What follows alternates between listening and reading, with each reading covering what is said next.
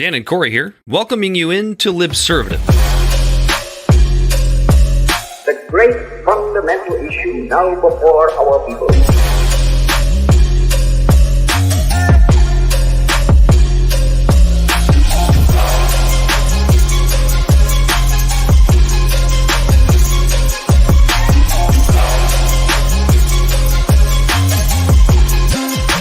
We, the people, cannot turn back. That's right. Yeah. Welcome in. Welcome in. I don't know if this is our inaugural Thursday edition. I don't remember what day we used to do the show. It doesn't matter. It might have been on Thursdays. Corey and I just got sick of doing Fridays. Mostly What do you think of that new intro? It was awesome. I was going to get to that. Don't worry. Sorry. I'm so excited about it, Dan. I'm sorry. I mean to damage your ego. That new intro courtesy of Corey Walsh. He, of course, is Corey Walsh. And he is Dan Griffin. This is Libservative, and we love you. We're here. And real quick, thanks for joining the show. Make sure to like, follow, and share, and so you can keep updated with all the stuff that we're constantly talking about with new episodes weekly and new posts daily. We can be found on all of your social media and podcast platforms. We are on Instagram and what's the other one? YouTube at Libservative Pod. We are on Facebook at Libservative. We're at libservativepod.wordpress.com. That's where you can find our writings from our monologues and things like that. We're on Twitch at Libservative Pod.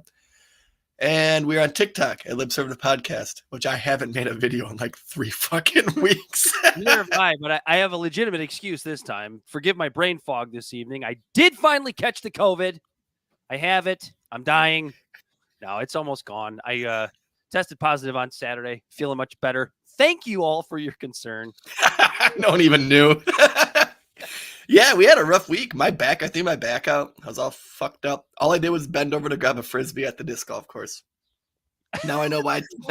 Tiger Woods. Hold on, here comes COVID.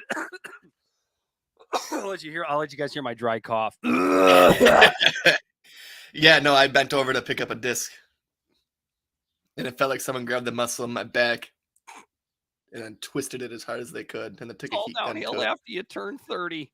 Dude, it is. 27 Club is sounding awfully nice. So what's new, Dan? I'm gonna put out an ABP on your youth for a second, Corey Walsh, before you get too excited. Corey's youth, last seen scooting down the street on a longboard. Well, you did ask what I was drinking. I wasn't gonna do anything crazy tonight.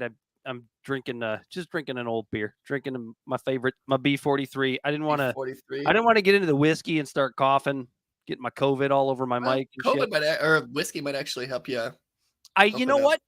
The first couple nights, so I tested positive Saturday morning, but I started feeling weird Friday evening, right after the show. Ironically, the last show that we did, I went out, I was having a cigar, and the neighbor guy was like, he doesn't normally smoke cigars, but he's like, hey, you got a cigar I can have? I'm like, yeah, sure. So I grab him a cigar. I go over, we sit out on his back patio, and I'm sitting there, I'm smoking the cigar. We're having a conversation.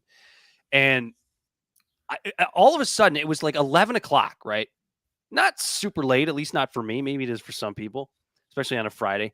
Dude, I was just dog ass tired. Like I just went from a full tank to empty in like 10 minutes. I'm like, Jimmy, I got to go to bed.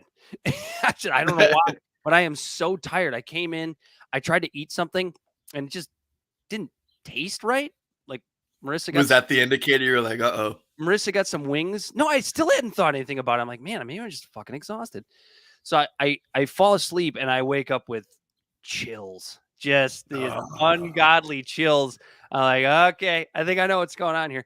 So I get up the next morning, test positive, and here we are on almost the following Friday. So, but I'm feeling better. So that's good. That's how it was for me the first time. The second time, I just lost the sense of smell and taste, and I just knew what it was. But I felt 100% fine. So I had a nice week and a half, 2 weeks of just chilling at home, and drinking, and playing video games. It's not pleasant, but well, it'll be okay. Is it all it's chalked up to be? It's not pleasant. I don't want it again. I mean, I know I certainly will. But Corey, we're going to start this show with the topic of the week, which I'm super pissed about this because, I mean, and not even for the obvious reasons. The shooting in Uvalde, Texas, honestly, I didn't even want to talk about it. And the reason for that is because this one's made me so nihilistic. Yeah. Why talk about it when nobody gives a shit? Like Right. everybody pretends to give a shit. Everybody goes thoughts and prayers, and we need to get rid of guns, and it's Republicans' fault, or it's we need more guns. No, it's Governor Abbott's fault. It's Governor Abbott's fault, and we will get into that later in my monologue. Yeah. I've just gotten to the point where it's like, why the fuck should we keep talking about this stuff when nobody actually cares? Everybody's going to talk about it, and then a few days will go by, and then nobody's going to care anymore. Like you and I experienced locally a school shooting in, I think, October now. I think when it was, or early November. And it's like, even locally, like it's gone. Like I still see, Oxford strong, filters on people's pictures. Yeah. And the sign still, I mean, obviously I do business in Oxford and you still see it up there, but it's like, it just goes away and people take their opportunities to make their political grandstands, and then the next thing happens. Something will happen in Ukraine tomorrow, and nobody's going to care anymore. So I'm asking you, Corey, to talk me off the ledge as to why the fuck should we keep talking about these shootings when another one's going to happen next week, and everybody will care for a day, and then nobody will care. Yeah, no, you're right. I was right there with you. You were reading my mail. I had someone ask me, it's like almost as soon as it happened, oh, are you going to talk about this on the show? And it was like, I don't even know if I want to. There's 19 children dead and ain't a damn thing going to be done about it. And like, no one's ready to do the legwork to actually admit that our society is so goddamn broken and do the actual hard work of trying to put the pieces back together. And other people are just politically grandstanding. Like in certain circles, it's difficult to talk about what this. And this is just my opinion. Somebody can tell me I'm an idiot, and I'm happy to have a debate with you on this. But it's taboo in certain circles to suggest the idea that like young men feel lost, and that's a major contributing factor to this. Like I've kind of gotten over this idea of, well, let's just discuss mental health. And you just throw it under this big umbrella of mental health. Well, when it's that big of an umbrella, you don't really get to talk about what the actual root cause is. So who's committing these shootings? Well, that's just the thing. It's like, that's what frustrates me the most too. It's like, we keep saying it's mental health, and it's like, by God, that's clearly what it is. We have almost a 2-to-1 ratio of guns in our country. If guns were the problem, then there'd be a lot more tragedies happening. So like, it's clear that we have all these people that are in our society that just are left out, that just aren't reached out to. Again, as soon as the dust clears, you hear about this kid. He was cutting himself. He was bullied because he had a lisp, all sorts of things like this. And it's like, here we go again. Like, I guess his friends were saying that he was even bullied like really hardcore online with homophobic slurs because he had a lisp. So he didn't even have an escape. He had no escape. Well, and I don't like to try to victimize an obviously cold-hearted piece of shit. Let's make that very clear. But it's very clear that we have a society that's mentally broken. When you look at the rates of antidepressants that are being prescribed, how it's just skyrocketing. People our age right now, they have there's studies that show and polls that say that people our age have the least amount of friends that they've had since they've been doing polls like this. People are working longer hours for less pay. You look at the polls of talking about America. When it comes to Biden, America being on the right track, it's like 30%. So that means 70% of the country thinks the country's going to shit. Futures. And to be clear, those numbers weren't a whole lot different under Trump before you want to go, right. Trump back. Right. Yeah.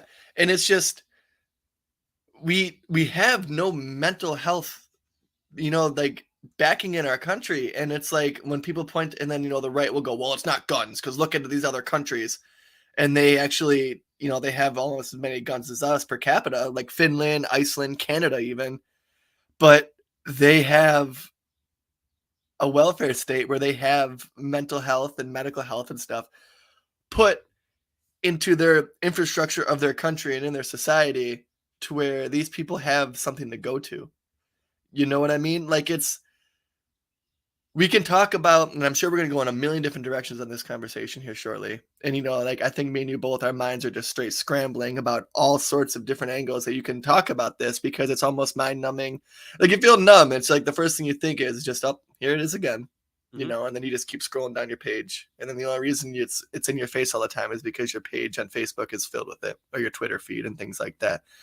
And we need to have a real discussion in our country about mental health, and we need to have a serious conversation, not just the NRA or the Republican tropes of, well, guns are a Second Amendment, because there's a big difference. And I guess what the conversation we need to have is, first off, what's an infringement? What's an infringement on this right? We need to clarify that so we can actually get a basis down, or we can actually work on different things where we can discuss preventing things like this. Now, there's a big difference between inconvenience and infringement. And we need to do whatever we can at the most possible, like at the highest capacity, to inconvenience people that want to get these guns that have a nefarious plot behind it. And at that cost, I'm 100% okay with it in inconveniencing the gun right on American citizens. I think the issue there, Corey, is like, who does that, right? We know that the government is remarkably inefficient in all aspects. I'm not even just talking about guns. Absolutely. And everybody goes, well, that's an interesting libertarian argument. But the way I've always looked at government is like, I don't really give a shit if it's bigger government, if it's smaller government, if it's in the middle. Just give me a government that's fucking efficient. Because that's always the argument. We need to get government out of our ass. We need more laws to prevent gun violence and all this. And it's like, okay, in some instances, it seems like bigger government helps. In some instances, it seems like smaller government helps. And I don't really care. I just want it to be efficient. It's not efficient. It's just convenient. Our government is in such a catatonic state because nothing can get done because it's so polarized that we're like too afraid to tackle any serious issue like freedom of speech. Oh, we just got to ban speech, create a board, for disinformation. There's a mental health issue where people are killing each other. Let's just get rid of the guns. Never mind that there's still going to be millions of kids who are so mentally distraught that they would like to do this or something, or do harm others or harm themselves, as evidenced by the suicide rate, where most of the murders in our country by guns is by suicide. More than half of them is suicide. There's obviously a mental health issue in our country. So what we need to do is really tackle that. But we also need to look at the clear picture and figure out something to do today, because the mental health problem that we're going to try to tackle, if we actually want to get serious about it, is going to take a while. We are so far behind the ball on actually dealing with people's emotional fragility and distraught and whatever is pushing people that they feel like they're not heard to the point that they have to harm children. And we also have to figure out how to make sure this doesn't happen again a week from now. And how do you do that? You don't know. I know you don't know. I certainly don't know. It's a bit of a crisis. But what do we see? All we see is all we have to do is just blame the other side. That's all that happens. If we just blame Republicans because they love guns, or if we just blame Democrats because they hate guns, that's it. We don't have to solve the problem. We don't have to solve the problem because it's their fault. What we have to do is we have to get rid of those people. And then we get rid of those people and replace them with our people. And then in 2 more years, everybody's pissed at us because we didn't fucking do anything. That's what you're looking at with the Democrats in power right now. It's what you were looking at with the Republicans in power early in Trump's administration. It just back and forth we go. Nobody actually cares. We're going to politically grandstand over this so that we can get elected. Right. Yeah. And that's all it is. It's political grandstanding. Both sides will try to, when it comes to anything, really, both sides try to pass a bill that they know isn't going to pass just to say that they did it. And there's not going to be any real legitimate thing that's going to save anything other than thoughts and prayers, which is another thing, actually. Like, I look, hate, we tried. The Republicans blocked us. right. Oh, look, And it's like, how about Democrats blocked us. how about basic, simple things? Like, how about this? We have a lot of rights protected by the Constitution to life, liberty, the pursuit of happiness. But some of those are federally mandated to where we're not allowed to actually enjoy some of those liberties and pursuits of happiness until we're 21. Whether it's, like, what is it? Drinking, smoking. You can't rent a car until you're 25. There's so many things you can't do until you're 21 that maybe we should bump that age up, because that 3 years from 18 to 21 is a lot of mental growth. And if you remember when you're 18, like if you had a bad shot in high school, when you're 18, you're pissed off at your high school. 3 years later, you could give two fucks about that. You're in a whole different mental state. Corey, this is super interesting because I feel like you and I would normally be in each other's seats saying what we're about to say. Like you're suggesting the idea that perhaps guns should be delayed until you're 21. Now I have a caveat, though. I'll let you get to that. But I think the devil's advocate in me would be like, we're talking about an article of the Bill of Rights, right? Where, it just says right to bear arms. Yeah. And when that was written, it didn't say adults have the right to bear arms. Just the right to bear arms. It just says the right to bear arms. Yeah. It's difficult, right? It's really hard to just be like, man, well, we're just going to bump the age up to 21. Right. It sounds very arbitrary. I get that. Yeah. Rights. It's tough. Yeah, it really is. And that's one of the biggest things. Like, that's why I guess what I was getting at with the inconvenience versus infringement, because I don't want any law that is going to prevent any person from being able to exercise their constitutional rights. But my God, like, we need to do something, because of the fact that, like, this kid, he had, like, and I don't want to say red flag laws. Those can lead to that can open a door that can lead to a lot of bad things, even though it's implemented properly in a lot of places, and it has to be done by a judge. And, and it's still, well, I think that's borderline infringement to me. Let me help you. So I think, obviously, I'm not a constitutional lawyer or judge, but I feel like for a layman, I know the Constitution okay.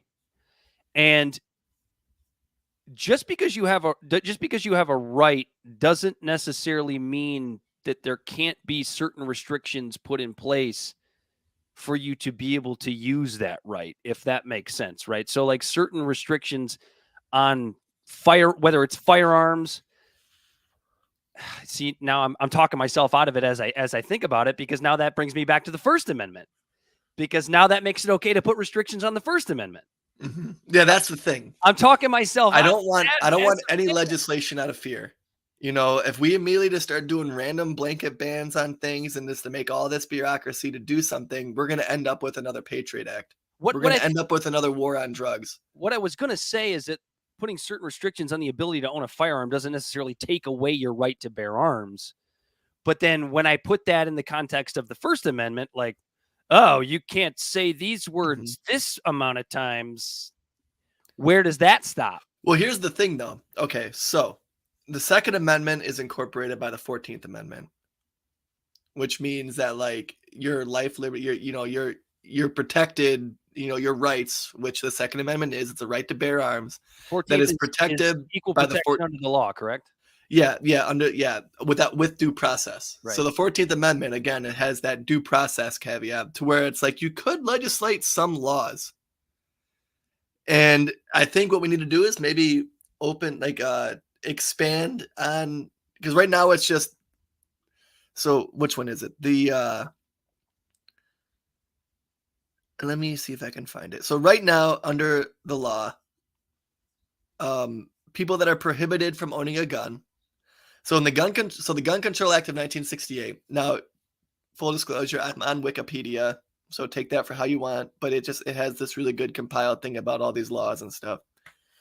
The Gun Control Act of 1968 prohibits certain classes of people from buying, selling, using, owning, receiving, shipping, carrying, possessing, or exchanging any firearm or ammunition. Those prohibited include any individual who has been convicted of in any court of a crime punishable by imprisonment of a term exceeding 1 year, is a fugitive from justice, is an unlawful user or addicted to any controlled substance, has been adjudicated. God damn it. Adjudicated. Yep. I knew it, Dan. Has been adjudicated as a mental defective or has been involuntarily committed to any mental institution. Mental defective? That seems politically incorrect. Right. Or has been involuntarily committed to any mental institution. Is an illegal alien. Has been lawfully admitted as an alien under a non-immigrant visa or is not exempt under 18 USC. Has been discharged from the armed forces under dishonorable conditions, which was actually surprising. I didn't know that one. Has renounced his or her United States nationality, is a subject to a court order restraining the person from harassing, stalking, or threatening an intimate partner or child of the intimate partner, or has been convicted of a misdemeanor crime of domestic violence. So that's federal law.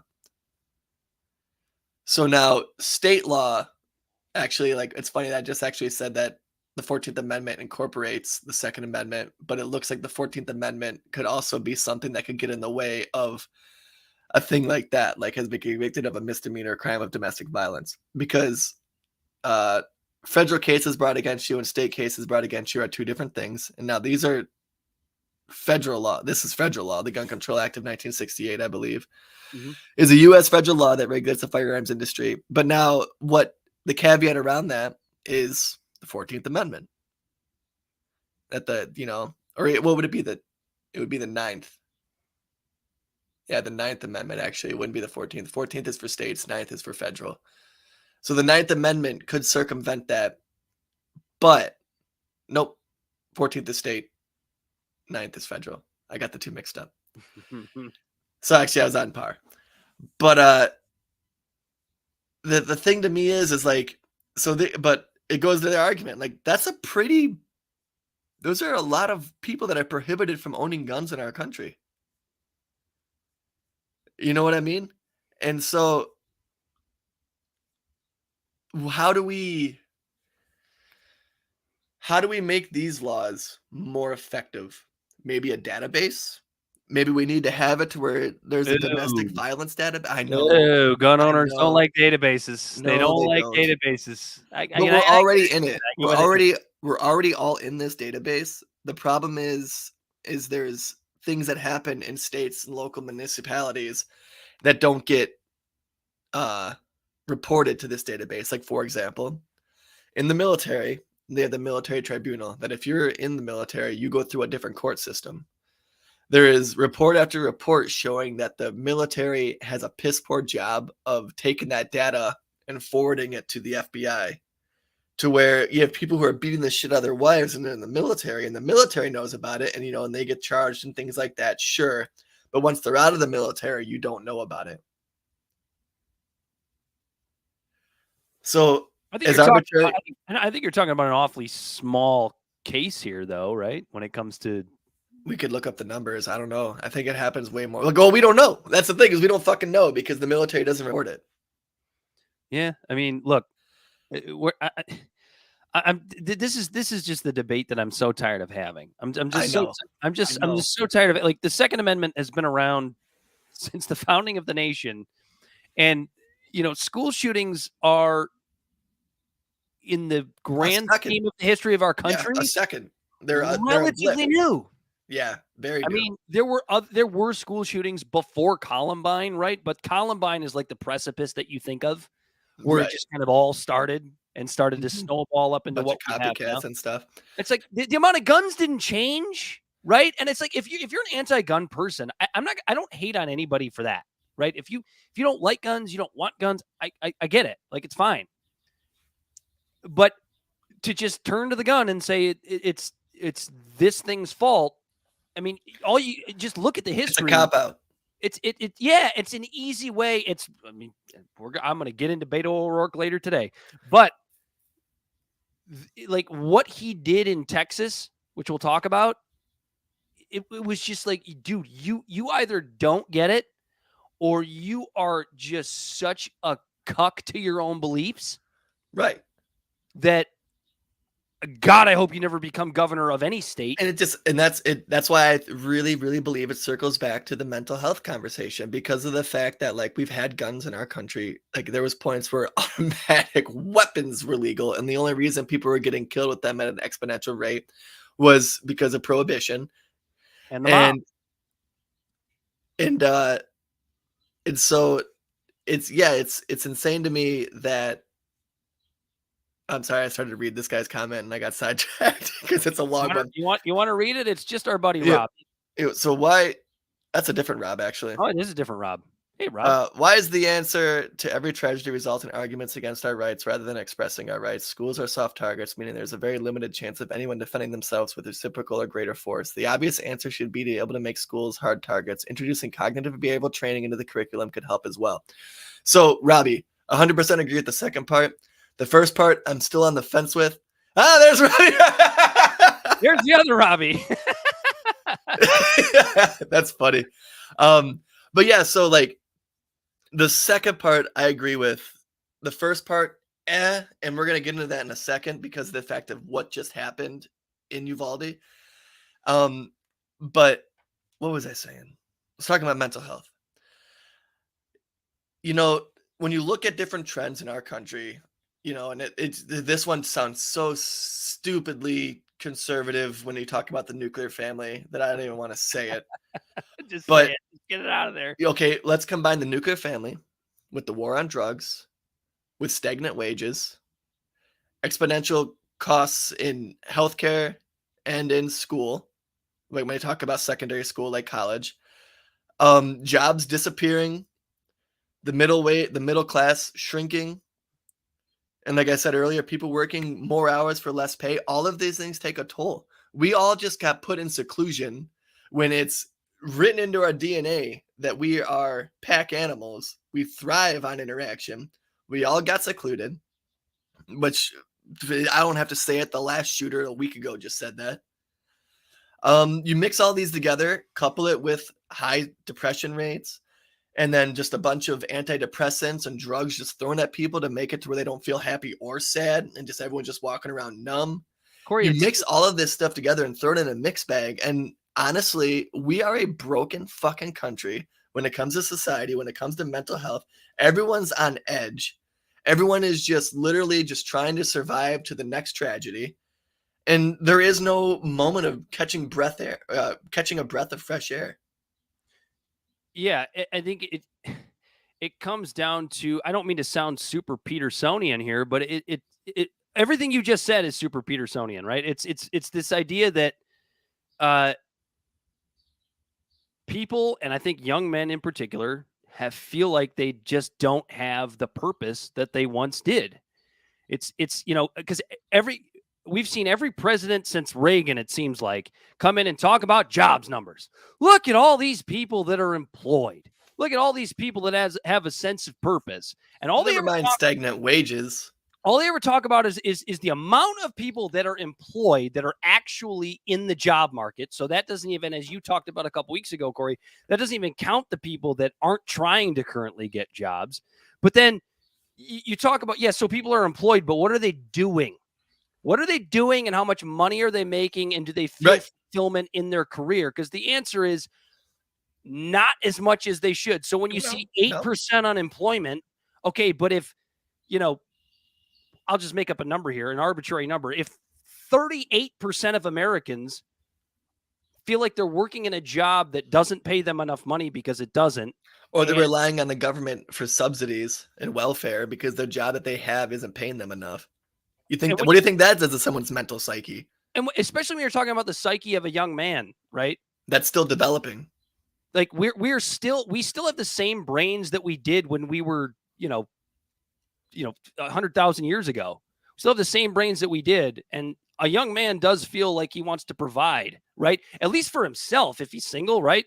Have enough money to provide for himself, enough money to provide for his significant other, whether it's, Jim or Jane, doesn't fucking matter. His kids, if he has kids.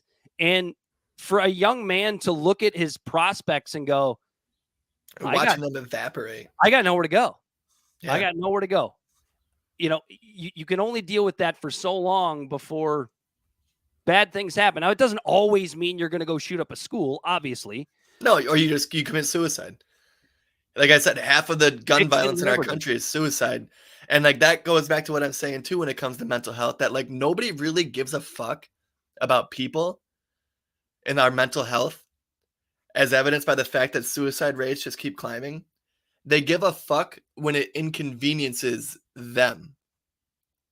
Does that make sense? Like, no one gives a shit that all these people are so mentally distraught that they're killing themselves. That's just, oh, that's sad. But when they opt and go the other way, then it's something that we need to all of a sudden take care of, but just do it as half-assed as possible and just go up. Corey, our buddy Robbie's going to be just fine. He says he likes to be lazy and unproductive, so That's fine. You're like, some of us will be okay. Robbie, did you get a dog? I think Robbie got a dog. We have a culture that manufactures and enables vulnerable narcissism. Violence is the result of people feeling entitled to victimize others, and the most prevalent justification of that is that of a victim. That's from the other Robbie. We have two Robbies commenting right now. It's very weird because they have very similar names. Robinson and Robertson. It's really hard to keep them straight. Does every Robbie in the entire world's last name have the word Rob in it? This particular gentleman is a triple R. We appreciate you both. But yeah, and it's we have to either really tackle mental health, like Robbie said, Robbie R, about cognitive behavioral therapy. Yeah, absolutely. We need to. By the way, what'd you say? We're both Robbie R, by the way. Well, okay, Robbie Robinson. Oh, that's funny. This is gonna be tough. Name's so nice you say it twice. I bet you the other Robbie would concur. But yeah, so it kills me that we try to find the easy path out. And instead of actually really tackling this mental health issue that I've been driving home right now. Like what do we do? Like I went through those gun rules, like short of Minority Report, where we just assume someone else is going to do something. Like what do we do other than actually taking time to talk to each other and listen, and not in just some bullshit way, just saying, oh, thoughts and prayers, which now I don't even want to really talk shit about that because of the fact that people grieve differently. And if someone did lose somebody and like what's going to comfort them is the term thoughts and prayers, I don't want to be the person to trivialize that, because I think that's bullshit and that's mean-spirited. No, and I think this is an oversimplification, but I think it's just solving what we just said. Is it's just giving more people, particularly young men. Sorry to perpetuate the patriarchy. It's not what I'm trying to do here, but giving people more of a sense of purpose, or at least giving them the opportunity to have more of a sense of purpose, right? I'm not saying we have to give everybody a job or give everybody money, but it's like, it's a difficult problem to solve. We talk about this all the time when we talk about politicians and their rhetoric and their bullshit. Whether we're talking about Republicans or Democrats, it doesn't matter. They both do the same fucking thing. All it is just rhetoric to avoid the difficult problem to solve. And you and I, we're just morons. We're intellectual idiots. We see that there's a problem. You and I don't know how to solve it. If we did, perhaps we would run for office. But then I ain't doing that. Then we would just be corrupted, so it wouldn't matter. Right. Yeah, and it's just, and like that's what hurts me the most, is the fact that like so many people are at the end of the rope and we're just missing it. And getting rid of guns isn't going to solve this despair in our country. It's just going to make it to where it's back in the shadows with the suicides. Do you want to talk about the apathetic cops in this situation, Corey? Yes. Okay, so Robbie, this is what I meant when we talked about, when you mentioned earlier about schools are soft targets and make them hard. I see what you But I slapped at my own little joke.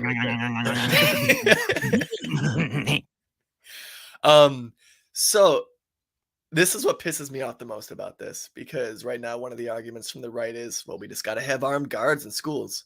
Now, first off, I really, really, really don't like the idea of turning America into like an El Salvador or something like that, where there's guys in fatigues literally everywhere I go, because that does not feel like a free and safe society. Not to mention children. And I had someone mention to me, is not something. I mean, I think about when I went to school. Like, I would have been really weirded out if I saw like 7 cops just around my school. Like, all right, that's not a very good learning environment. It's like learn. You know what I mean? Like it's. But like, so this guy shows up to this school. There was an armed guard there. He gets right past the armed guard and gets into the school. All right, cops showed up. Cops were there, and you know, like first off, so like the cops all get there, you know, they secure a perimeter around the school, and I get the idea, the fact that they don't know how many shooters there are and things like this. I'm trying to play devil's advocate with that and give them, I don't want to give them benefit of a doubt, because you know what, honestly, they were all a bunch of pussies, Dan. I'm really trying to be very unbiased with this one, but fuck me. This is something you're not seeing in mainstream media either, right? Like, it's interesting. Like, neither side is talking about this. Neither side is talking about this. So as the shooting is active, as it's happening, I'm looking for the video right now. I'm going to pull it up. Crystal Ball shared it from Breaking Points. If she watches, shout out to Crystal Ball. But I doubt she even knows our names or who the fuck we are. So here, let me find it real quick. So as the shooting is going on inside, right, the cops are all there. They get there on time like they're supposed to. But then they all just are outside. They're all just standing outside of the school. And all of the parents are there just screaming at them, do something, go in there. Our kids are in there. We need your help. Like, you know, they're like, I got the video right here now. I just found it. And so these parents are all out here completely distraught, crying and screaming, go save my kids. And one of the dads, I guess, he goes, you know, like, let's fuck, like basically said, fuck this, we're going in. He grabbed some other dads and they were going to go in and try to save their fucking kids. And here's the response. There, you see that guy over there? They're getting tackled. Parents are getting tackled and handcuffed and just like being treated like this for being just concerned parents trying to save their own kids. And so if you're only listening, you know, it's a lot of noise. But right now, there's one cop, he has a taser in his hand, another guy is getting tackled, and people are just freaking out, trying to go and just literally just save their kids, right? And it's like, I get trying to, you know, secure a location and stuff like that, but look at all these cops dressed up like fucking G.I. Joes LARPing, like they're going to some war reenactment, and they're not running in. They're not doing anything. This guy's wearing bulletproof vest, has an AR. These guys signed up to serve and protect, and what are they doing?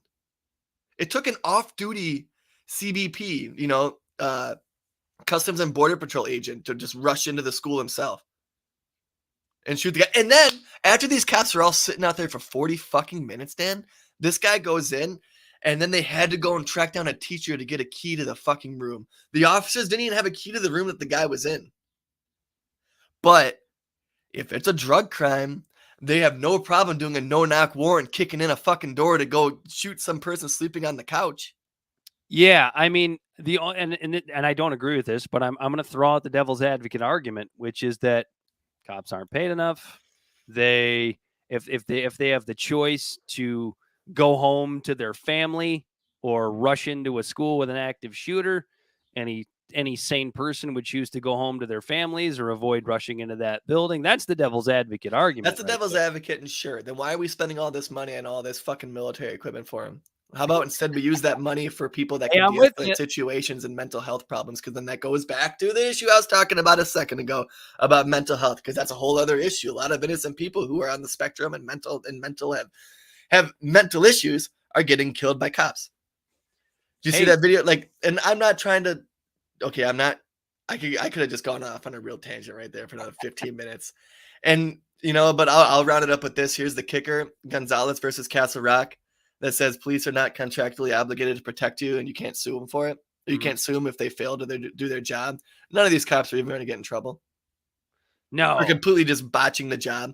They were outside while there was 19 kids inside just being shot. And even if they got there and the kids were already shot, they could have gone inside, neutralized the victim, and then possibly save some of these children's lives, but instead they just bled out on the floor. And I know that sounds gruesome, but you know what? That's what it was while these cops sat outside.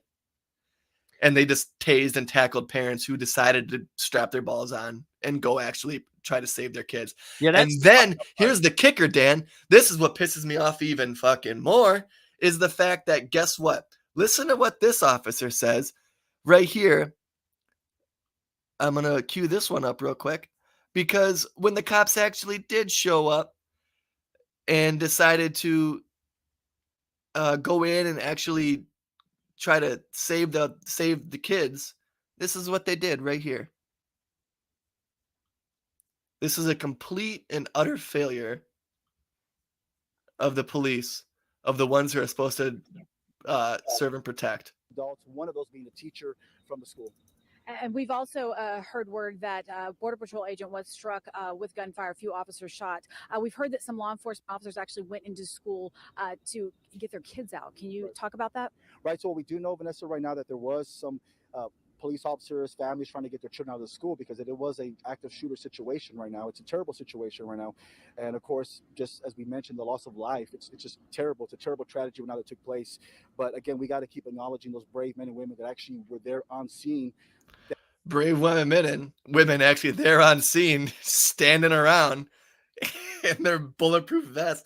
And that's because they ran in there. They were able to strap their balls on and go save their kids. But they tased any parent who didn't have a badge that wanted to go do that. I don't really have a whole lot to add. It's just, what the fuck, dude? It's not funny. I don't mean to laugh, but it's I mean. Yeah, so that's what I mean when I'm at a crisis, where I'm at this point where it's like, well, fuck the government. They're not going to be able to do anything. Arm every single goddamn parent to protect their own family because the cops aren't going to do it. But then that just opens up the door to a shit ton of more fucking idiots that have mental issues getting guns. But it goes back to even the security versus freedom argument. Anyway, are we done? I'm apathetic at this point. I don't mean to be a dick, but oh yeah, and like I was saying, that argument doesn't equate to an argument against making schools hard targets. And and it sucks. We do have to do something. Like, there's basic minimal steps that we can do to help try to circumvent this as much as we can. Like for me, I went to a school here in Metro Detroit in a public school, and as soon as Columbine happened, they came in, they put locks on all the teachers' doors. They made it to where you only have one point of entry, because this guy just walked in through the back door of the school. Yeah. And my school immediately, they did serious steps. And you know what? Fucking knock on wood, there's been a lot of threats. There's been a lot of close calls.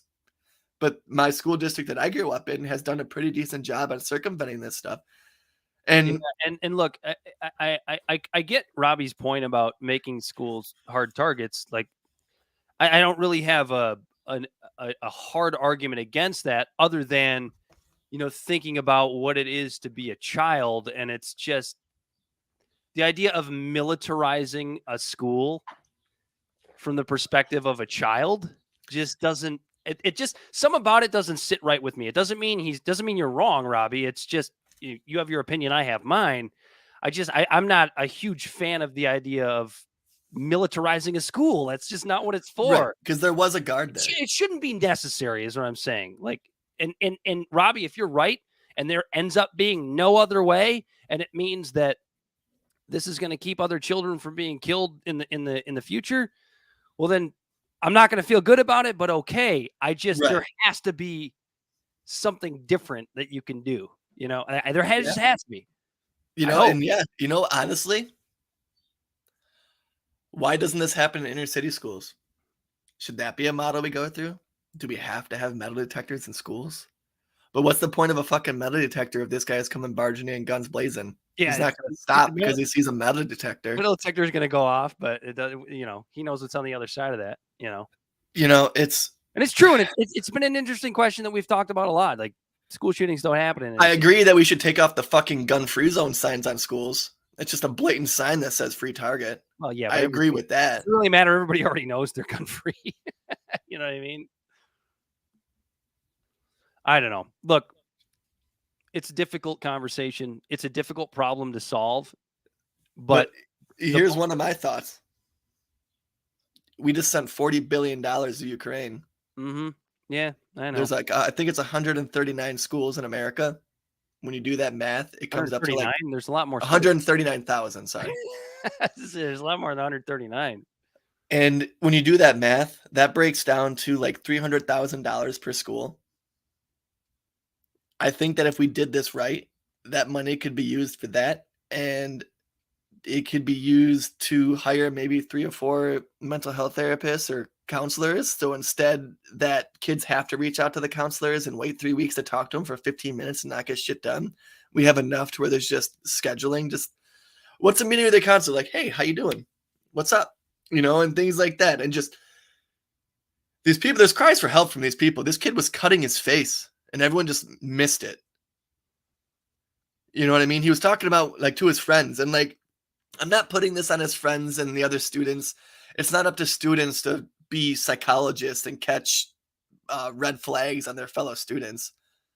But my God, if you have the teachers and the therapies and the therapists at the school and the kid walks in with his fucking face all cut up, you're not going to ask fucking questions? You know what I mean? Like, imagine what they could do with an extra $300,000. Like I said, you could hire. Again, Corey, that goes back to like school counselors aren't paid enough. Teachers aren't paid enough. Hire retired police officers. Maybe hire retired veterans. Obviously, hire retired Border Patrol agents. They're not taking that job because they don't get paid enough. Yeah. I mean, they just that's a fact of the matter. A former Navy SEAL. It's really easy to say, why don't you hire former Navy SEALs to guard these schools? I mean, okay, great. I would love that. But a former Navy SEAL's way overqualified to take a job that pays, I mean, I'm assuming 50 grand a year, 60, even 70, 80 grand a year. That's not enough money to be the loan protection for a school. Right. It's a tough conversation that politicians don't want to have. They're going to grandstand instead. I think we've talked about this a lot longer than we actually wanted to, Corey. I think that I'd honestly, I think, I'm thinking about it more like if there were steps of what comes next, maybe temporarily, maybe have a hard target while we actually tackle this mental health crisis, because that's a year's project. You know what I mean? That's not a day thing that's just going to switch tomorrow. We're talking years of the logistics of putting a groundswell in to make it to where everyone has access to mental health. I have the perfect segue. What's that? Talking about your monologue? No, well, I could do that if you want. You want me to get to that? No, you don't have to. You can do that whenever you want, Dan. We'll do it at the end. I was going to get to, you had mentioned money that not only went to Ukraine, but let's talk about all the wars that didn't matter to us in the least over the last. My mom says hi, years. Dan. Oh, hi, Jackie. How are you? She said hi, son. Hi, Mom. So it was really where I was going was money going to Ukraine. You had mentioned going to maybe helping make schools safer. How about money that is being subsidized from the government to go toward union busting? Oof. Real quick, I was going to go back to saying, how about some money going towards the FBI doing their fucking job? Because how many of these shootings have happened where everyone's like, well, he was arrested this time and he did this and things like that. And maybe if the FBI wasn't fabricating government kidnappings in Michigan, they could do their job and actually circumvent some crime instead of fabricating it. Union busting's a close second. We could talk about some union busting. You wrote this little banner for us, Corey. Biden's union bust. Biden's union bust. And I tried to make as many alliterations as possible for our. So the frustration for us here is that if you're new to the show, you know that I'm traditionally a leftist, an actual leftist, not a limousine liberal. Look up the difference. Look.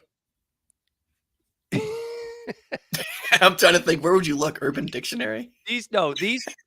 These assholes, they want to pretend like they are pro-union and we love the workers and we love the working class and good old Biden. All of this talk that actually got the Rust Belt to vote for Donald Trump instead of Hillary Clinton because everybody knows they're full of shit. They are still pretending to be pro-union. Meanwhile, signing contracts with Amazon, a $10 billion contract with Amazon while pretending to be pro-union. Now, this isn't new because I found this out just a few weeks ago that the United States Postal Service delivers Amazon packages on Sunday just to keep the doors open. Yeah. Because I saw a mail truck on a Sunday, and I asked my girlfriend, I'm like, why the fuck who's delivering? Mail's not delivered on Sundays. She's like, oh, yeah, they deliver for Amazon on Sundays. I didn't know that. I don't know how she knew that, and I didn't know that, but she did, and I didn't. And this is what we're looking at. Mm-hmm. Supporting union-busting giant corporations while pretending that you're pro-union.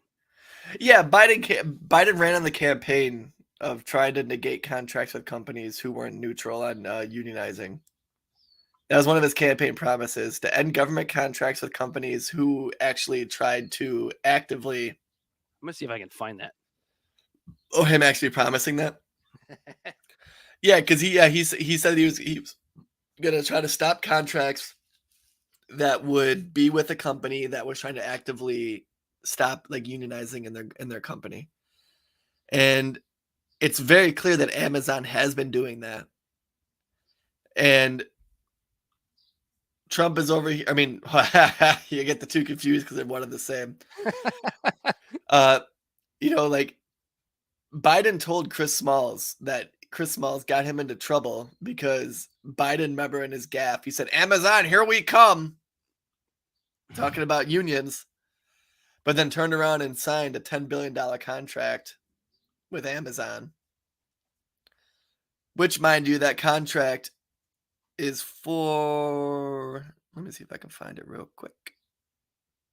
Right now I'm on levernews.com. This article is by Matthew Cunningham and David Sirota. Shout out to David Sirota. David Sirota. And so, it was through the NSA. It was a cloud computing contract for Amazon through the National Security Agency, here you go. So, amid revelations of Amazon's aggressive efforts to shut down a union drive among its workers, Senator Bernie Sanders last month sent a letter to Biden asking you to fulfill that promise to make sure that federal dollars do not flow into the hands of unscrupulous employers who engage in union busting, participating in wage theft, or violate labor law. A day later, NextGov reported that Biden's National Security Agency ratified a $10 billion cloud computing contract for Amazon, which hired the brother of Biden's top aide, a lobbyist, days after the 2020 presidential election. The contract for the company's web services division is codenamed Wild and Stormy and is distinct from another massive Pentagon cloud contract in which Amazon is also currently bidding. So it's all fucking lip service. Hi, Andy. It's all fucking lip service, dude. He's out here saying that, and then on top of this, now granted, his NLRB is pursuing cases against Amazon and Starbucks when it comes to them actually trying to hurt the unions. But it's just one more thing. It's just lip service, like we were just talking about for the last 40 minutes. It's, he pretends to get those votes to talk about wanting to be pro-union, saying we're gonna stop government contracts with companies that try to bust unions, unless it's Amazon, and then it's fine. We can do that. I'll meet with Christian Smalls and then say Amazon, here we come on TV, and then let Jen Psaki walk it back and just bumble around the White House. Myself. It seems obvious, doesn't it? Right? So Jeff Bezos owns Amazon. He also owns the Washington Post. Taylor Lorenz works for the Washington Post. Taylor Lorenz basically is just a cuck for the establishment. It's super obvious, which makes me really pissed off when people want to bitch about Elon Musk buying Twitter. That you have these super obvious connections that any intellectual idiot like you or myself could put together, and yet, nope, doesn't matter. Like the late great George Carlin said, "It's one big club and you ain't in it."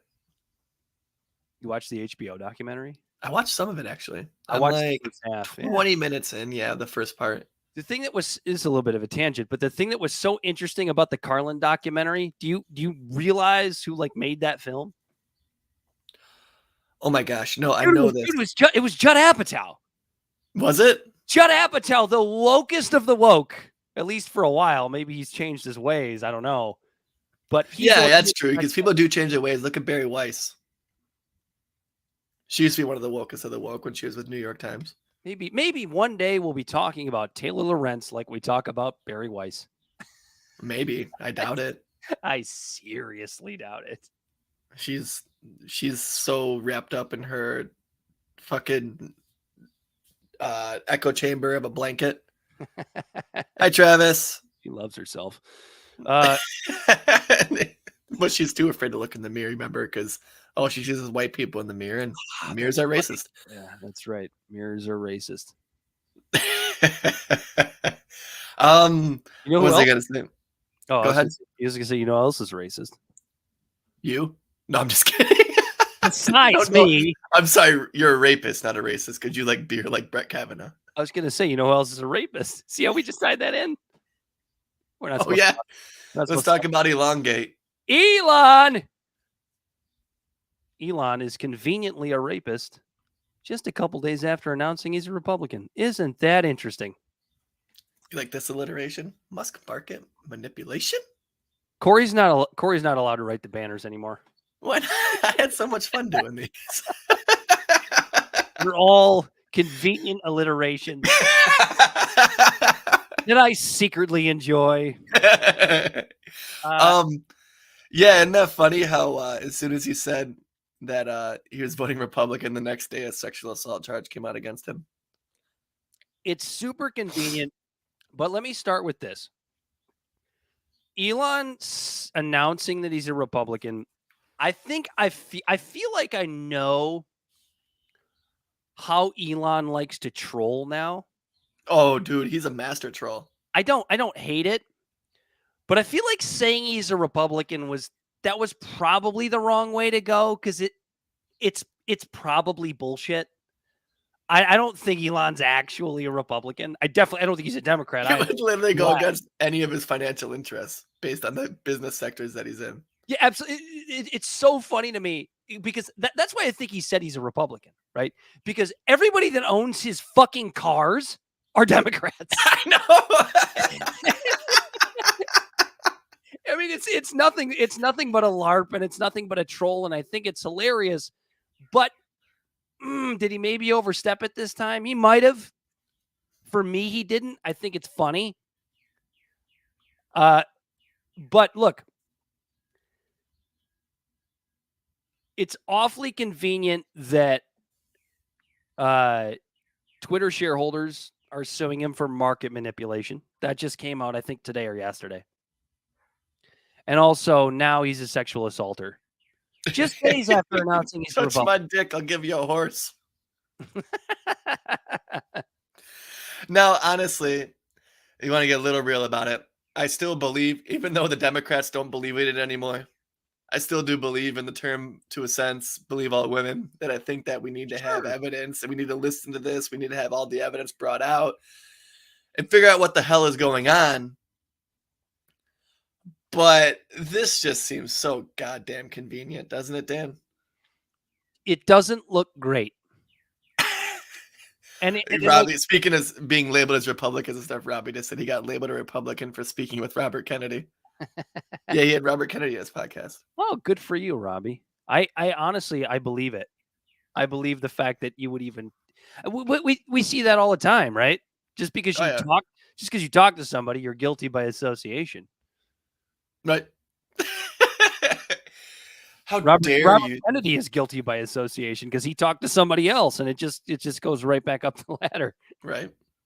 Exactly. 6 degrees of guilty by association. You knew a guy once. Who did I talk to that's going to get me in trouble? Corey Walsh. Me. Yep. Me. So what's next? Oh, so the market manipulation. We didn't even get to that part. No, we We were talking about Elon's dick. And yeah, so he decided to buy Twitter. He made the deal, offered way more money than it was worth. And then it seems as though the books started to get opened on them. And they were saying, oh, there's only 5%. Only 5% of bots and things like that, right? Well, you saw those articles that just came out recently, right? That 49% of Biden's followers are bots and 42% of Trump's followers are bots. So it sounds like there is a shit ton of bots on this platform. And it sounds like that they've been really trying to pump their numbers up through some sort of like Wells Fargo scheme and making a bunch of fake accounts. And then when he put them to task and they're like, oh, wait, I don't know about this. Now it's market manipulation. Well, You know, the interesting thing is, like, the board took Elon's offer to start with, right? It's like what- I don't understand. Honestly, I'm lost. I don't know what's going on. I've lost track of what's going on with Elon and Twitter. I'm a just lot of waiting things have happened since then. That's fair. It's just I don't know what's more ridiculous. You know what? I'm going to say the market manipulation is more ridiculous because, as you said, with these sexual assault claims, all right, let's believe these women. Let's get to the bottom of it. And if Elon actually is a sexual assaulter, well, then fuck Elon Musk. But if he's not, then fuck those women that accused him of it. Let's find that part out. So I've seen a lot of interviews with this goofball. Am I allowed to say that? What'd you say? Oh, let's find out. Everything I just said. Yeah, I think so. Okay. And it just like, obviously we don't know Elon Musk. None of us know him. But based on the hours of interviews and talks, the guy's pretty open book to the point where he's not afraid to hurt his Tesla stock by smoking a joint live on a podcast that's seen That's by market manipulation, Corey Walsh. millions. He's trying to drive the stock down so he can buy it back. You didn't know this? I just don't picture that awkward fuck doing something like this. Granted, I didn't picture Louis C.K. doing anything like this either. I was going to say, people said the same thing about John Wayne Gacy. He's a clown. He's happy. What do you mean? Fucker had 27 bodies buried in his crawl space. Wait, was it John Wayne Gacy the clown? Yes. Okay, good. I'm glad I got my pop culture reference. You got your pop culture murderers right. Good for you. And no, I haven't read about Elon's dad. We might have to talk about that and look into that before we talk about that because I don't know anything about it. I know that they were in South Africa. His dad was against apartheid and moved Musk over to America, and they were vehemently against it. But the second comment, I wouldn't be surprised about Elon, makes me think there's a whole lot more to that conversation that I don't know, so I don't want to talk about it. He was an electromechanical engineer, pilot, and sailor in South Africa. Look at that. Sailing around, flying ships, while working on their electrics. So I think Travis's accusation here is that Elon's dad did something bad, so that means Elon's bad too. Is that what you're saying? I don't know. I don't think he's necessarily saying that. I just think that there's more to Elon Musk that we don't know. But I'll probably find out from Travis tomorrow. Mysterious guy. He is a mysterious guy, building flamethrowers and solar panels and cars and spaceships. And If your dad was a bad guy, that makes you a bad guy too, Corey. You didn't know that? I think my dad's watching right now. That's why I said if. So I said if. If. Yeah. I know your dad. I know your dad. He's not a bad guy. All right. What's next? Journalists are just cannon fodder. No big deal. Man, you really know how to write a banner, Corey Walsh. Yeah, so we have our Israeli version of Jamal Khashoggi, perhaps? Yeah. Or did I just throw that out there and maybe that wasn't the best way to lead with it? No. Shireen Abdul Ekla, a Palestinian American who was in the West Bank, the occupied West Bank. And I don't even understand what that means necessarily, occupied. Yeah, it's occupied. People live there, but they call it occupied because it's like territory that both go back and forth about. So I guess, yeah, it's occupied. People live there. Anyways, there is this woman there. She was there I don't even know where she was exactly. But she was in the West Bank, but she was there with her pressed flak jacket on and helmet with a couple other journalists, and they were just observing the IDF and the Palestinians doing their typical bullshit that they do over there, just fighting all the time. And the allegations are an Israeli soldier shot a journalist who was blatantly wearing a pressed flak jacket, and it's being pushed under the rug, just like Jamal Khashoggi was. And America is weirdly, like, the American administration, Biden's administration, is weirdly silent about it, and they're not talking about it. And Now, when it was... The interesting thing is that the Palestinians are not willing to turn over the bullet. Yeah, they said they're not going to turn over the bullet. So it's kind of this weird thing where it's like, we're not going to get to the bottom of this because there's so much distrust. You turn over that bullet, you're going to know what type of weapon that thing was fired from, correct? Right. Oh, and that's the thing too, is Israel is like saying that, like, well, we have the gun that we think might have did it, but we need the bullet to verify. And it's just this tit for tat thing that's going to go back and forth, and we're not going to find out the bottom of it. But AP did, so Associated Press did a reconstruction of the crime scene, and they said that unequivocally that, yeah, she was shot. They were shot by the IDF.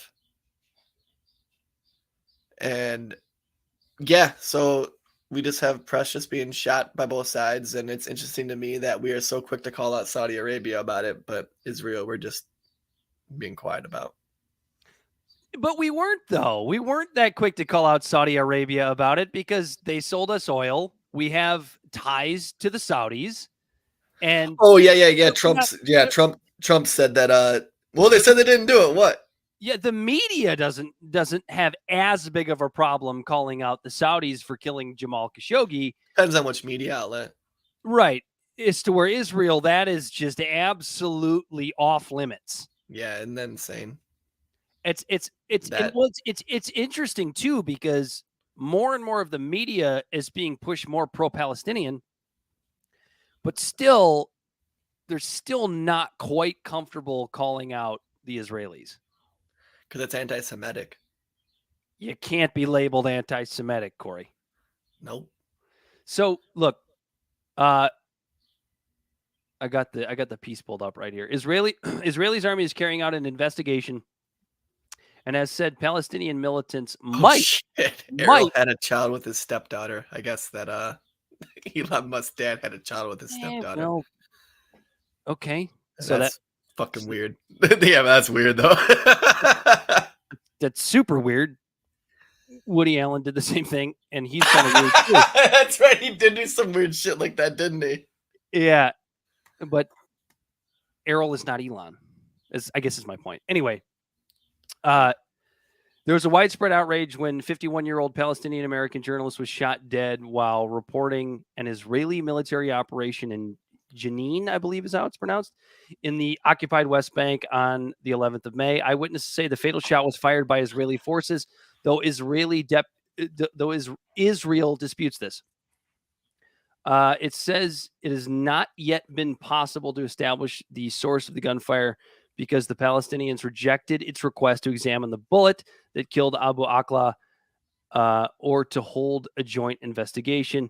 Israel says it has identified a soldier's weapon which might have fired the shot, but that it cannot be certain without analyzing the bullet. So there you have it. A very suspicious death. of an American. Let's not Yeah. put that aside. This is an American journalist, Palestinian American journalist, that was killed under weird circumstances in or near quote unquote Allied territory. Yeah. And yep. And we're just not going to do anything about it. We're not going to hear about it. Do you think Biden's going to call, it's not Netanyahu anymore. Now it's some joint thing. I forget the guy's name of Israel. We'll just call him Frank. Yeah. Well, we're not going to call Frank a pariah, are we? Or a murderer like we did to Mohammed bin Salman. Which... Just the idea of his name being Frank makes me laugh. Damn it, Frank. But it's just funny. This goes to manufacturer consent by what's his name?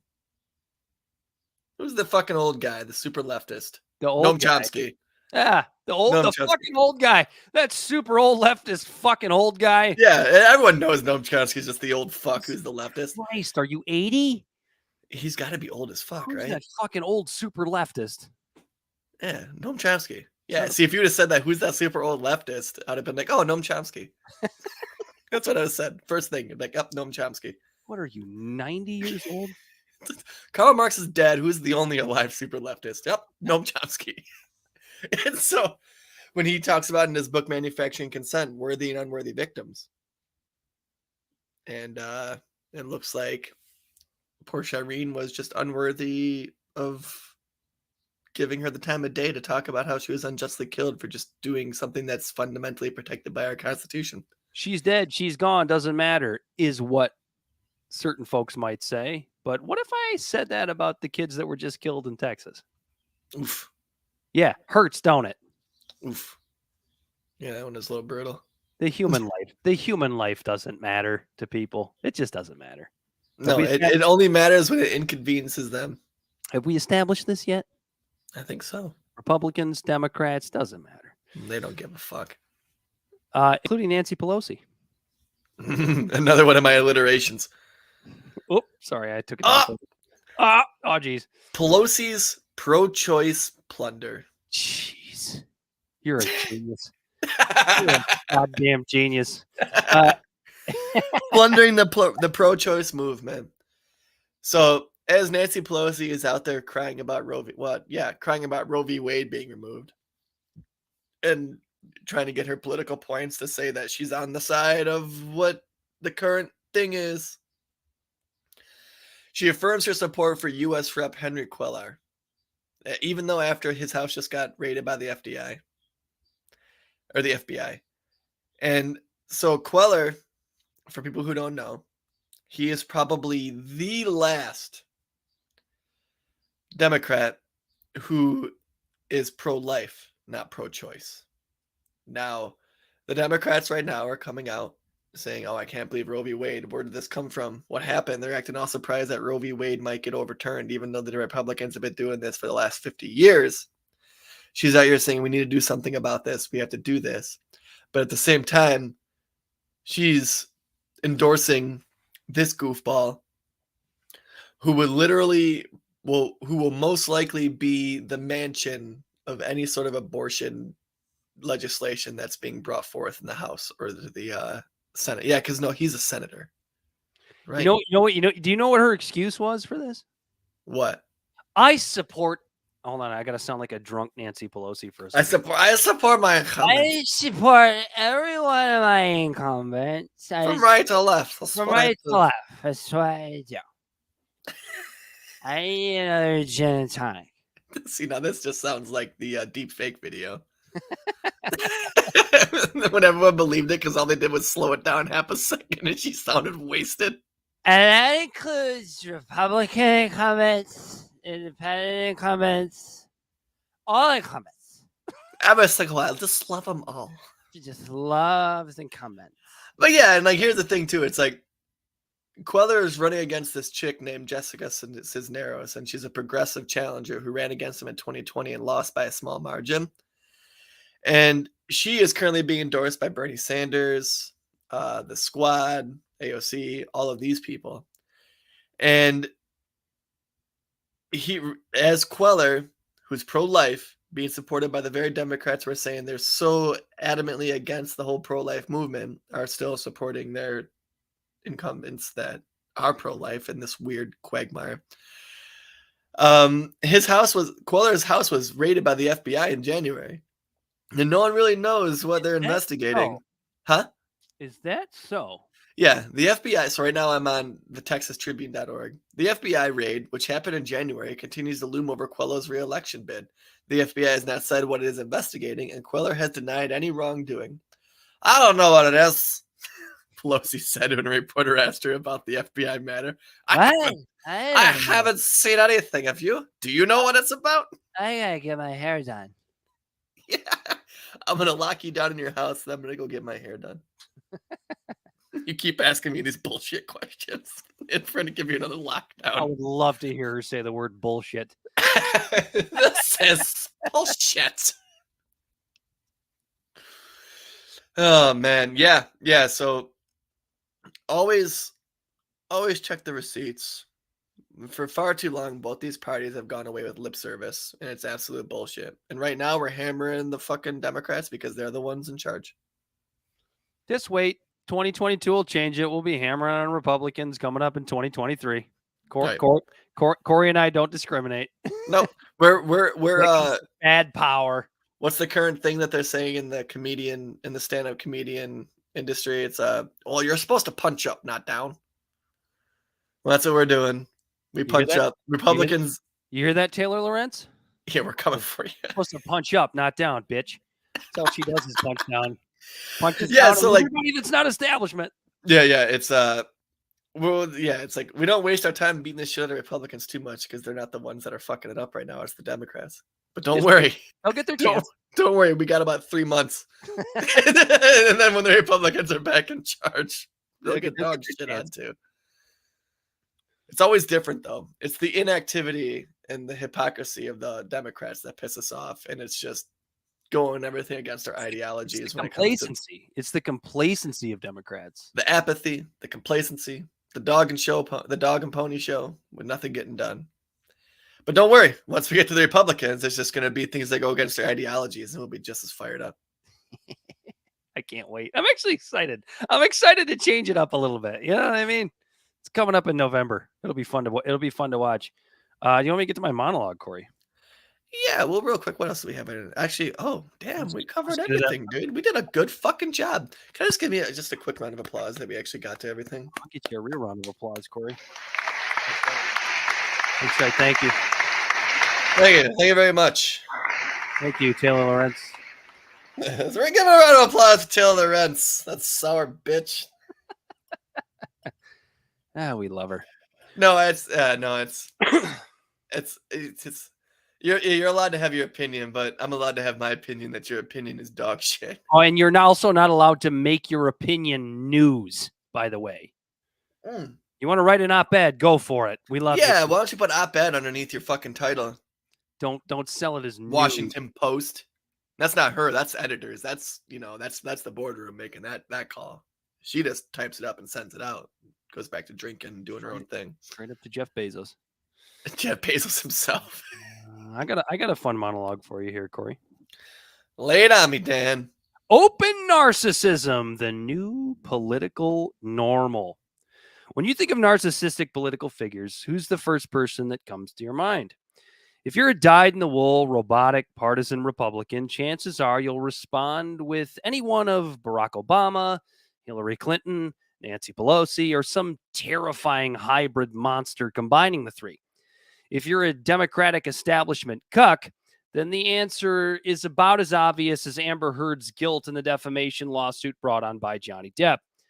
I won't mention the name of the orange monster because it's basically the closest thing to a real live Voldemort that the world will ever know. Here's the fun part. You're right, all of you. After putting down the rage, identity politics, and moral inferiority complex, it won't be surprising that narcissism is a key ingredient to building a politician. It's been such since the founding of the nation. John Adams was even rumored to have thought that he was the best man to be our nation's first president over the soft-spoken, apolitical George Washington. Narcissism in any politician makes sense in the most obvious way. Imagine thinking that you're the only person who can, quote unquote, fix it all, whether you're running for mayor of Broken Bow, Nebraska, or president of the United States. The narcissism itself isn't the issue in our politicians. We should expect it and even embrace it in certain instances. Barack Obama's charismatic promise to fix our healthcare system during this 2008 campaign galvanized a voter base that had lost so much hope following the financial crash. Was there narcissism in that campaign? Of course. And as we know, Obama ultimately cucked out to big healthcare and screwed the middle class out of reasonably affordable plans. Which brings me to Donald Trump. Just like most politicians before him, he was and is a Class A narcissist. Why else would a man of his status and financial holdings enter the cesspool of American politics at the spry young age of 69? To save the world, as some of his more delusional disciples might say? No. He did it because of his narcissistic ego. It's okay, MAGA Nation. It's okay. I already said it was normal. Narcissism in a vacuum is not really troubling in a politician. The issue lies in Trump's particular openness in narcissism. There was a time when decorum was the automatic override for the narcissism of politicians. A famous, relatively easy example that comes to mind is the famous letter from George H.W. Bush left on the Resolute desk to Bill Clinton on Slick Willie's first day in office. The way Mr. Bush signed it with a feeling of camaraderie from one president to the next, a sort of passing of the torch. We saw something similar as Obama welcomed Trump to the White House following the 2016 election, as we had seen so many times before. Decorum shadowing the narcissism. The decorum not only died with Trump, but it was covered in kerosene, lit on fire, and pushed into the Potomac to burn, sink, and never be seen again. It's not all Trump's fault. Trump is only one man who's just being himself. It's hard to stay mad at a human for unapologetically being himself. It's the fault of those that sat beside and followed Trump's lead. If you think I'm only speaking of GOP primary candidates tripping over each other and drooling to get Trump's endorsement in the 2022 midterms, you'd be wrong.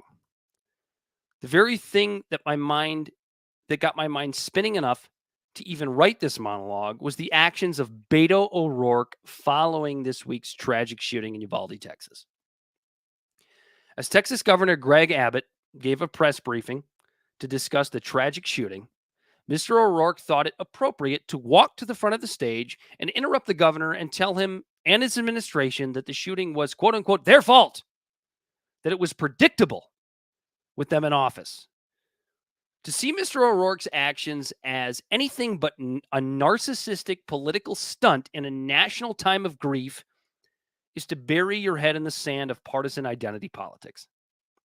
Beto suggested that, quote, this was predictable based on the governor's politics without pointing out that my own home state of Michigan had a school shooting last October under a Democratic administration. The Buffalo shooting just last week took place in the state of New York. Need I say more? Another shooting at almost the same day came from the blue stronghold of California, committed by a minority on other minorities, I should say. But sure, Beto, it's Greg Abbott's fault. Beto O'Rourke's actions are a consequence of applauding open narcissism in our politics. It may have started with Trump, but both of these broken parties have embraced it. And the sad part is that establishments in these parties have found a way to embrace it as, quote unquote, strength and fortitude. Joe Biden is answering questions without even hearing them. Mr. President, would you consider military action if China invades Taiwan? Yes. before backtracking to state that we support the one China policy. Well, which is it, Mr. President? His snarky remarks towards conservative news outlets are embraced by establishment cucks, even though Trump's nastiness was condemned as unpresidential. Not long ago, the narcissism was underlying. We knew it was there, but it was always trumped, no pun intended, by decorum. I'm not sure how to fix it directly, but my hope is that more of you see it and demand more. From Trump candidates, from progressives, from libertarians, from everyone running for public office. Debate and conversation is always better with a little decorum. And without it, we'll continue to fall into this nihilistic pit of national despair that has been slowly eating away at our domestic and global well-being since the 1950s. The globe will continue to view the United States as a petulant child that throws a temper tantrum to avoid cleaning its own fucking room. Think of how you feel when you see an adult acting like a child. Is that somebody you want leading? Not Corey Walsh. No. No, I don't. Shout out to Broken Bow, Nebraska. Right. When I read that, when you sent me your monologue, is that like the smallest town? I don't know. I just picked a city off the map. Okay, I was like, he must have looked up like the smallest like official town in the country or whatever. I just picked the city off the map. That's it. I was like, I'll go to Lake. You just went like this. Just covered your eyes. Nebraska, North and South Dakota. It's like, Broken Bow. That sounds good. That sounds like a good one.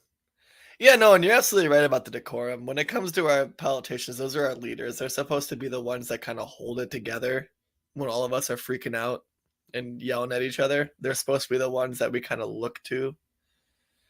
And we have Trump open this Pandora's box that just made it acceptable to just insult and scream at each other. And that decorum is very important because of the fact that it's like these unwritten rules and boundaries that people put on just real debate and conversation. It's supposed to, like, when it comes to like legislating, it's supposed to be above the name calling. The name calling is left up to us. We're the ones that's supposed to be calling people bitches and dicks and assholes and pricks and all sorts of stuff on the sideline, because that's what we are. We're on the sideline. We're the sideline quarterbacks. We're going, why the fuck didn't you do that play? Why didn't you do this? Why did you do that? That's fucking stupid. But when it comes to the politicians themselves, they're supposed to be above that. And we're seeing this decorum like you're talking about just constantly degrading. For example, I had to look it up real quick. This guy, Ruben Gallego, he's an Iraq war veteran, member of Congress, his AZ 7th Congressional District. And he tweeted 2 days ago, just to be clear, fuck you, Ted Cruz, you fucking baby killer. The fuck does that do?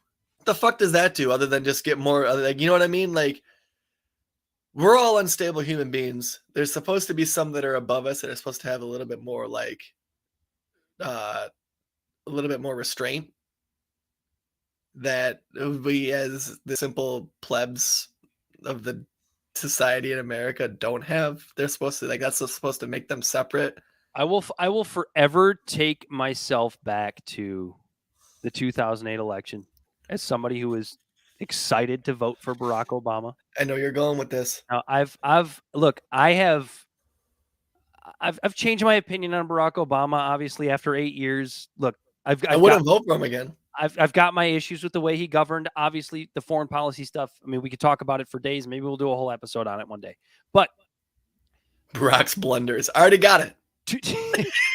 2008, a lot of the nation was excited to vote for Barack Obama. There's a reason the election was called at like 10:30 at night on election night. Like, when's the last time that's ever happened, since or before? And I just remember that campaign, and I just remember the most ridiculous thing about it was Sarah Palin. That was the most ridiculous thing about it. Oh, okay. Sarah Palin now, and I've got others. Hold on, I've got others. But the most ridiculous thing about it from start to finish was Sarah Palin. And I went, and I'm looking back at like, dude, Sarah Palin being involved in any of these elections now would be fucking tame as hell. Yeah. But the other one is the very famous video of John McCain doing Okay, a this town- is the one I was going to bring up. Yeah. doing a town hall and asking John McCain a question, or the moderator or whomever asked this young woman a question. This And person she, in the audience, yeah. this old woman a question, and she said, I something to the effect of, I can't vote for Barack Obama because he's an Arab. And John McCain picked up that mic and he said, no, ma'am. No, ma'am. My opponent, we may agree, but he's, basically to the effect of, he's a good man. Yeah, And yeah. And like that was is like the last breath of that is decorum. that is the last time we He's saw like, we it. disagree on just about everything, but he's a decent man. He's a decent human being. You would never. And people say that might have ever actually do lost him the debate, and that might have actually lost him the campaign. that. No, But you know dude. what? Just some McCain- goddamn McCain- just McCain was camaraderie. never winning that election. No, Never winning that election. the old maverick. Yeah. But yeah, we're in this weird spiral downward, where society itself is ripping each other at the seams. We don't trust institutions. We don't trust each other. How do we fix it? And I don't want just a 240 character tweet of how to fix it. Let's actually talk about this. And this is what I think we're trying to do on the show. But it's like, give me a fucking break. We have our leaders, the people that we're supposed to look up to in a time of crisis, just telling each other to fuck off. Where is this going to lead us? I have it here for you, Corey. Scared. We're scared of an Obama presidency, and I'll tell you why. I'm think this is concerned it. about That's it, but it's not showing up. reports with domestic terrorists such as heirs. I have to tell you, he is a decent person and a person that you do not have to be scared as president of the United States. Now, boo! now look, I got to ask you a question. I do not believe in, I can't trust Obama. I have read about him, and he's an Arab. He's not, no? no man. He's a decent family man, citizen that I just happen to have disagreements with on fundamental issues, and that's what this campaign is all about. He's not. Thank you. That was it. Yeah, that might have been one of the nails. But yeah, but that's just it, man. Like, where the fuck is that? Well, look, there's the Republican argument that bit of McCain was everything that was the Republican Party's weakness. There was that issue that the Republican Party was weak, and then Trump came along, and he's a quote unquote fighter, right? Yeah, to a fault, right? Because it's kind of pretty much all he does is fight with people at this point. Here's something that's interesting. Vegan Pretty Feet says, I voted for Biden. Now I'm going to vote Republican. And I respect that. However, get it. Like, idea. So it goes kind of like what we're happening. Elon thing, though, right? I don't know that that's necessarily the way to go. I mean, the thing about our show is that we think both parties are shit, and we need to demand more out of both of them. Yeah. I don't think it kind of goes. Your vote to Republican is going to change anything, by the way. Right. It's going to be the same shit show. It's going to be the absolute same shit show. But I get it. I get it too. I get it. Biden came out and promised the world. And people called him the next FDR, and he ended up being the next Carter. He did. Yeah, I mean, at least Jimmy was honest. at least he was kind of likable. You know what I mean? A little peanut farmer. Everybody liked. I don't know if he was that likable. Wasn't he one term also? He was. Yeah, I'm just saying, like, as a person, like, he was kind of likable. Yeah, so for me, like, I kind of get that, but like this is where I'm at. Like right now, we have our midterms coming up in Michigan, which actually we should cover this because it's a shit show for the Republicans here. Oh, we're probably gonna have Whitmer again for the 4 years. There's some cheating going on here, Corey Walsh. You saw that? I know. From a cop, who knew? I always thought cops were innocent people, Dan. Hello, Bisky. And Steve Craig, you turd. So it's like I was explaining this to a lot of conservative friends, and they kind of got it. And it's like, listen, I have a lot of qualms with Whitmer, a lot of issues. She really dropped the ball on COVID here in the beginning. She righted her ship, but sure, she fucked up. But because she fucked up, I'm not out of spite going to just immediately jump to the Republican side and vote for a shittier person that's going to make my life worse just because I want to tell that one individual to fuck off. Does that make sense? It absolutely makes sense. I've got my issues with Whitmer. She trying to prohibitionize our vape pens. But I'm not going to put in a Tudor Dixon or a fucking Bill Schuette just to tell her to fuck off and make my personal day-to-day life worse. Look, if you're a Michigander, and Bisky, we actually did talk about Elon a little bit ago. You might have to hop in and watch the stream when it's ended, or listen to the podcast. The podcast found on all your favorite podcast platforms. Libservative Podcast found in all of your favorite social media and podcast platforms. Anyway, sorry, if you're a Michigander, I don't care how blue or red you are. It pains me to say this. Having Whitmer as a governor hasn't been that bad. I mean, really? Has it? Has it been terrible? So on our show, we really try to talk about our biases and confront them and things like that, right? Yes. Right now, she is paying for free college for a shit ton of people in our state. And I am taking advantage of that because I had to work through all of COVID and I had to go into my factory because we made thread lockers that were being used for ventilators. So I didn't miss a day. I had to keep working. And because of that, being a frontliner, I am now getting a free 2-year scholarship ride to college. And that's going to better my life. It's going to better my wife's life. It's going to better my son's life. So there's some bias there when I say that, like, when we're talking about things like this, like, is she that bad? It's like, well, she really did do a heavy hand. You know, like you could really, this is a whole segment in itself because she was heavy as fuck with her restrictions here in our country, but that was based on our state constitution, the 1946 what was it, the War Act, the 1946 War Act. But the thing is too, but Corey, we also opened up with regularity with the rest of the nation, you know. Yeah, we did, and actually a little bit sooner, a lot sooner than a lot of places. But like the reason why I think, like, I give her some credit because she was using the laws, and that's how government works. She was using the laws and the toolkit that she had at hand. As soon as our people she endorsed in our Supreme Court found that War Powers Act unconstitutional to our state law and said that she can't do that, she nixed it. Mm-hmm. She didn't try to fight it. She didn't keep it going. She nixed it. Now that could be political. It could have just been a political grandstand, and that, like, she didn't want to do it in the first place. She just wanted to appease her constituents, and that as soon as they nixed it, she went, "Oh, my hands are tied. Sorry, I'm gonna go send my husband up to Traverse City and get our boat out of the water because I'm really excited about that. Our boot. We're gonna go out in the boot. We're gonna go oot in the boot in the boot." So, like, is she perfect? No. Have the Republicans at this point in the state of Michigan put forth a candidate that is better or even close? Because I told you what it would have got me. I don't think so. Chief Craig, Candace Miller. And see, we're getting really silly and local into our local politics. That's here right. That a lot of people don't give a shit about. Maybe but, like, yeah, if it was a Chief Craig, Candace Miller ticket, sorry, Whitmer, don't let the door hit you or the good Lord split you. But we got Tudor Dixon. She doesn't even care about the state. She's in Florida campaigning for money, like, from out-of-state donors. Give me a fucking break. This isn't a national campaign. This is a state campaign. Everything's national, though.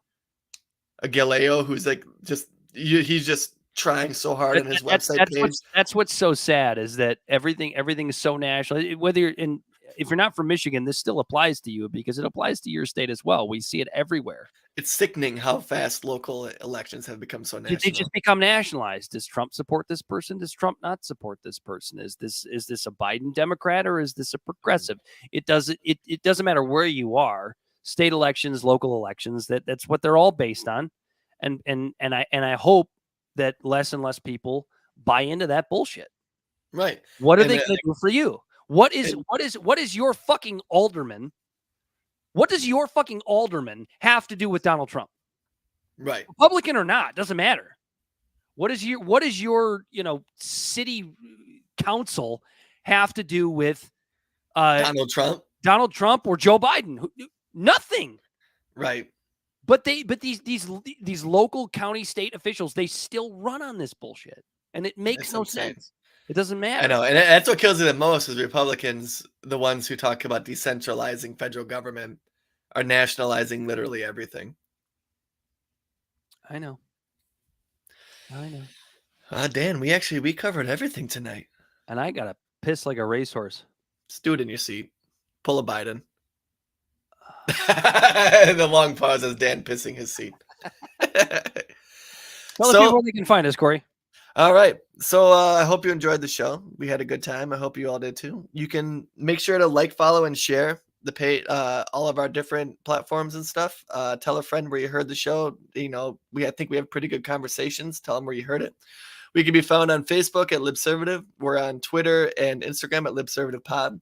We are on WordPress at libservativepod.wordpress.com or libservativepodcast.wordpress.com. That's where you can find our transcripts to our monologues. We are on TikTok that we have been doing abysmal at Libservative Podcast. You can reach out to us directly at Libservative Podcast or libservativepod@gmail.com. Come join the conversation. We have new episodes weekly and new posts daily that we try to engage with our listeners, and we have pretty good conversations in the threads and stuff. Was wonderfully said, Corey Walsh. Last but not least, there's my dad. That's you guys are awesome. Very informative. Who is Corey Walsh? Look at that picture. Yeah, he's at the gun range in that picture.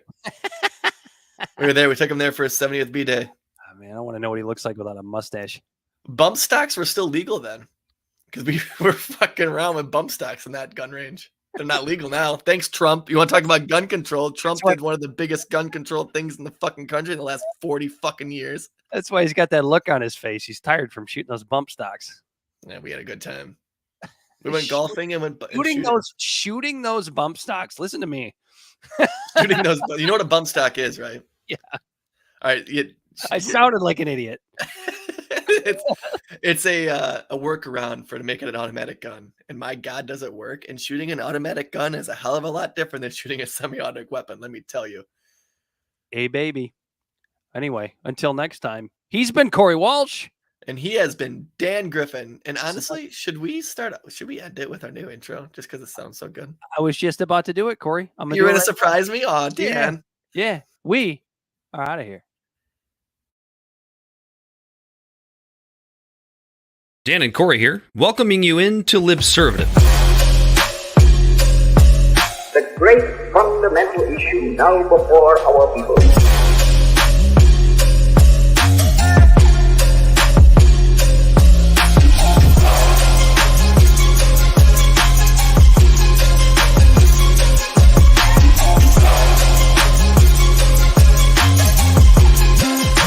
We, the people, cannot turn back.